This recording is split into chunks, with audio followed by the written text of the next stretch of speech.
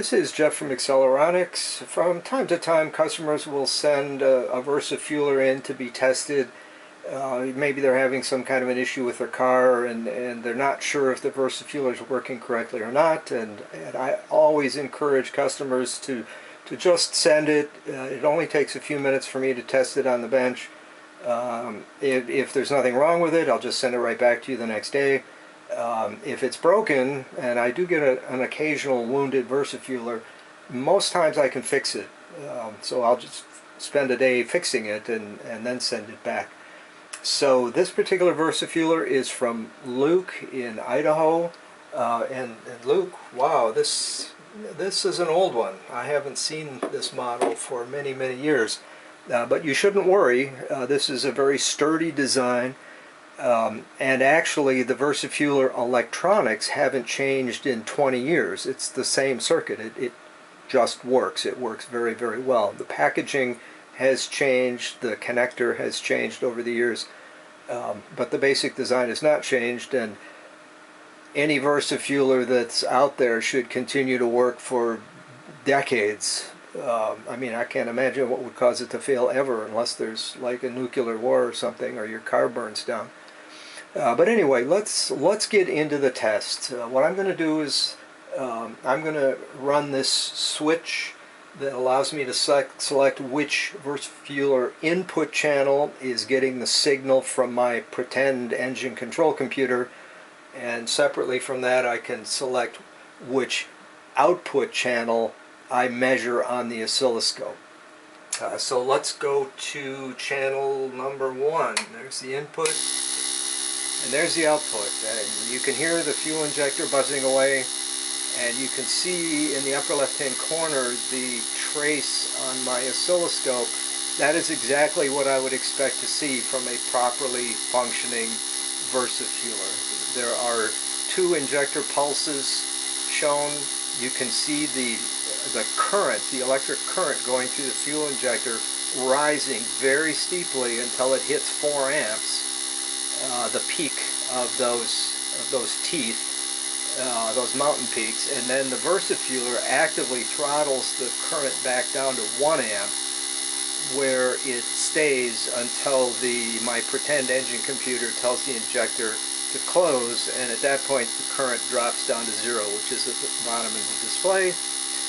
Injector's off for only a very short time, and then it turns back on again. So this waveform is pretty typical for what you'd see at wide open throttle. This looks to be something like a 90% duty cycle. So loop channel 1 is working fine. Let's try channel 2. The input and the output. So channel 2 looks exactly the same. It's working perfectly. Let's go with channel 3. The input, the output. 3 looks good. There's 4 input, 4 output. Looks fine. 5 input, 5 output. That looks fine. 6 input, 6 output. Perfect. 7 input, 7 output. Also perfect. 8 input, 8 output. Yep, this VersaFueler is working perfectly. Since I'm making a video, I'm just going to play a little bit. People might wonder what happens if the battery voltage is low. Well, this lower power supply is supplying voltage, supplying electrical power to the VersaFueler, and I can drop it down to 12 volts, 11, 10, 9, 8, 7, 6 volts. I mean, come on. Your car won't even crank when it's got 6 volts. The VersaFueler doesn't care. It just keeps running. I usually leave this at 13 because that's approximately the voltage you get in most cars with the alternator running. You will see the injector current start to drop off if I decrease the voltage going to the fuel injector. In fact, you can hear the injector tone change.